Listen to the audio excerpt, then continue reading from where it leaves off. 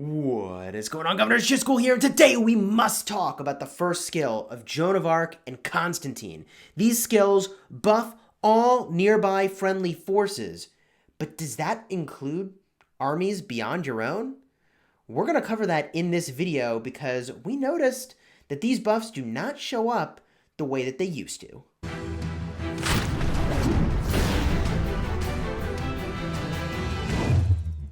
Hello my friends and welcome back. Today we're going to be talking about two very critical commanders, Joan of Arc and Constantine, who offer major buffs onto the battlefield, and I've always advocated that they are hugely beneficial for free-to-play players to be using. But do they work the way that we think they do? I mean, when was the last time you tested? So let's go and prove exactly how the first ability on those commanders actually works. If you like Rise of Kingdoms guides that help you get value and smash your enemies, then consider smashing that subscribe button for daily Rise of Kingdoms videos. We are also a sponsored content creator, and we love to explain how stuff actually works in the game, not hypothetically, but by actually showcasing for you how you can prove for yourself that something works one way or another. To that end, the first skill on Joan of Arc is Gangbusters. This commander, in case you were wondering, is Joan of Arc good in 2020? Heck yes, she is. She's a beast. I use her in my group of 5 marches when I fight on the battlefield, and she's absolutely mandatory for most players, unless you're like a mega whale in Sunset Canyon. So I think she's amazing to have on the battlefield. Totally transformative, because look, she generates 200 rage over the course of 4 seconds. That's 50 rage a second for all nearby allied marches. 30% health for infantry, 30% defense for cavalry, and 30% attack for archers. I mean, it's completely gangbuster. Or is it? Because I couldn't figure out if this was hitting just my marches or if it was hitting every single march that was in my alliance. In a similar vein, Constantine's first skill is completely gangbuster. It reduces the attack of your current target by 40% for 5 seconds. That's good, but he also has a buff to nearby friendly forces, reducing damage taken by 10% for the 5 seconds. Whew, that is a massive, unbelievably powerful buff if it can hit forces beyond your own marches, if it can hit people that are in your alliance. Because this, I know, is game-changing in Sunset Canyon. Honestly, it was like night and day, the performance of my Canyon team, when I put a 5-5-1-1 Constantine in the lineup. Unbelievable. But does it hit your allies? Let me jump to the footage and showcase why I got concerned about this. And this isn't a new change, but I just hadn't had time until recently to go and investigate how the heck is this actually working. Okay, here we are on the battlefield with our Joan of Arc, hanging out with our alliance member, Last Spartan. He's got a march on the field, so we can see if the buffs will show up next to his march as well. Because what you're going to see is when the active skill of Joan of Arc fires off momentarily, you're going to see infantry health up, and archer attack up, and cavalry defense up over the head of my marches.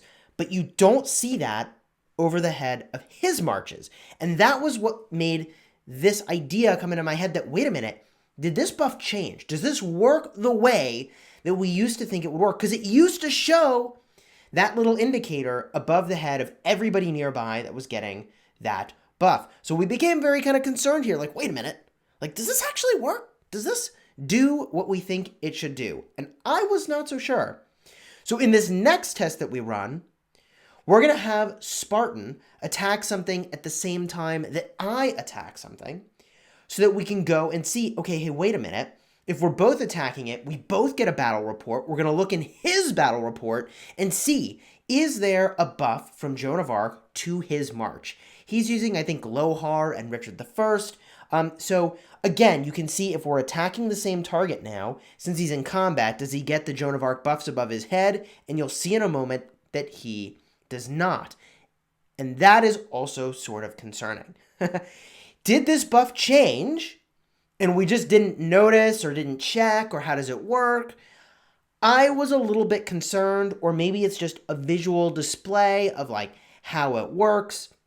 So now that we've completed this fight, we need to go in and look at Spartan's report.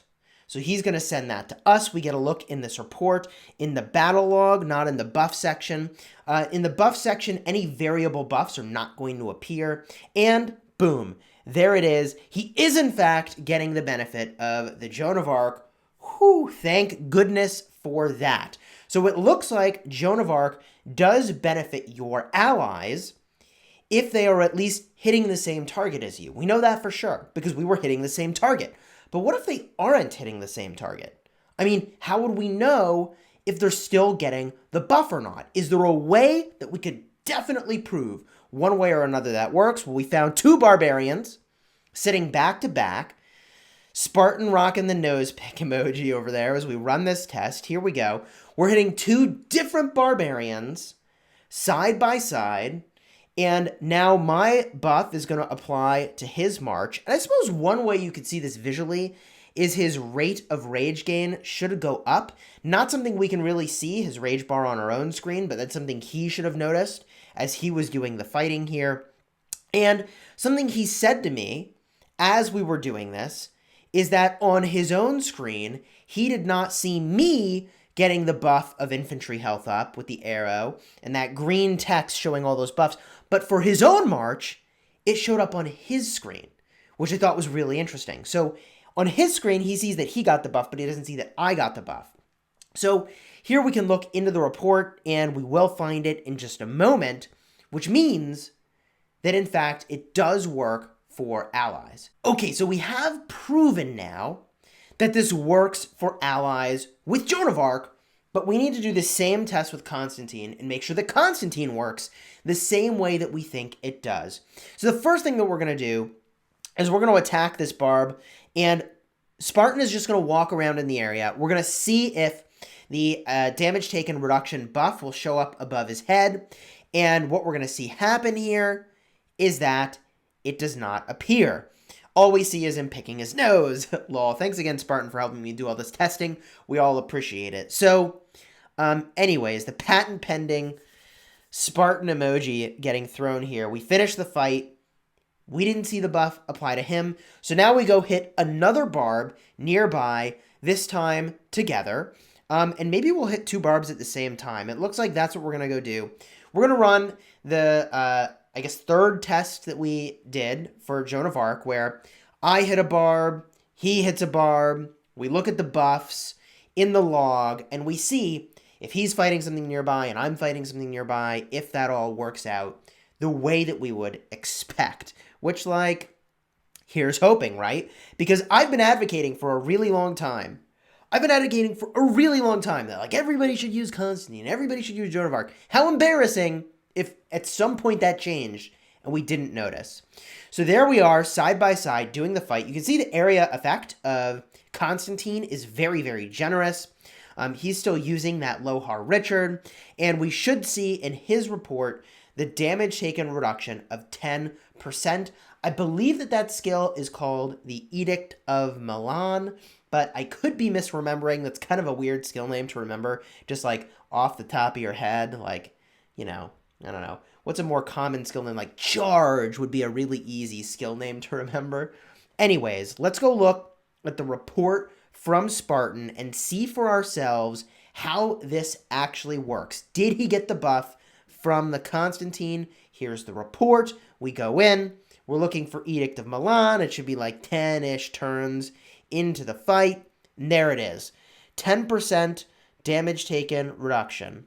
Right there in the report. So thank goodness these skills still work the way that we thought they did, even though it doesn't display the way that they used to. So at this point, you may be wondering, all right, Chisgule, what does this all mean for me? We see in the test it still works, that it gives it to every nearby ally that is in your alliance, not just your own marches. Great news. To me, that means that Joan of Arc is still absolutely 100% combat critical in Arc of Osiris, in kingdom versus kingdom open field fighting, that Constantine's buff is absolutely 100% combat battlefield critical in Ark of Osiris, kingdom versus kingdom, altars of darkness and ancient ruins. The buffs are so good because look, like if I'm hitting 10 marches, that's 100% total damage reduction. I mean, that's 10% per march. I'm adding the benefit together in a way that doesn't actually work that way on the battlefield, but you get the idea. Reducing the damage every single march is taking by 10% is massive. It's so powerful. Even though not every march may be getting hit, my experience in big battlefield fights, and all you got to do is watch an Ark of Osiris invitational or league match and see that, like, yeah, there's a lot of area effect damage by the Temple of Osiris. If you are free to play, that means, in my opinion, that you have an opportunity to have a disproportionate effect on the way the battle works. Because look, normally effects that you are applying on the battlefield are influenced by your own stats very significantly, your own research, tech, etc., etc. So for example, when you've got a damage factor, that damage that you deal is going to be influenced by all your research and other things that are really critical. Well, guess what? This buff is the same buff if you're a max tech T5 or if you are a 1 million power player. I don't know how you get this commander at 1 million power, but you get the idea. Same is true with Joan of Arc. Like, holy moly, you should use Joan of Arc. Bring it to the party, buff your allies. You personally don't get a lot of credit for the kills that are done because of the buffs that are delivered, but man, are they so impactful. Now, I personally, in my own set of 5 marches that I bring to the battlefield that I lovingly call a murder ball, card up in the top if you haven't seen me talk about that before, in my own murder ball, I bring Joan of Arc to the battlefield myself. I'm not going to count on someone else to do it, even though someone else probably will, because the buff is just that good. If it's good enough to use in Canyon when you bring 5 marches and everybody's going to get the buff, it's good enough to use in the open field. In a similar vein, I'm really seriously debating expertise in Constantine because I feel like I'm always going to use that in the open field and buff the heck out of everybody nearby. That seems really, really strong to me. That said, where are my next legendary commander sculptures going to go? I don't know. I keep debating where they will land. I was going to expertise Constantine. Some folks talked me out of it because they're like, well, just like wait a week until we do some testing with an expertise Theo, and somebody's probably going to expertise YSS, and then we'll see. I'll say one thing that I noticed that was pretty remarkable about Theodora is that her area of effect is a lot smaller than I was expecting. We did compare the size in the live stream, card up in the top if you missed the world reveal when everybody who could get access to Theodora at the very earliest opportunity got to do that and explore that a little bit.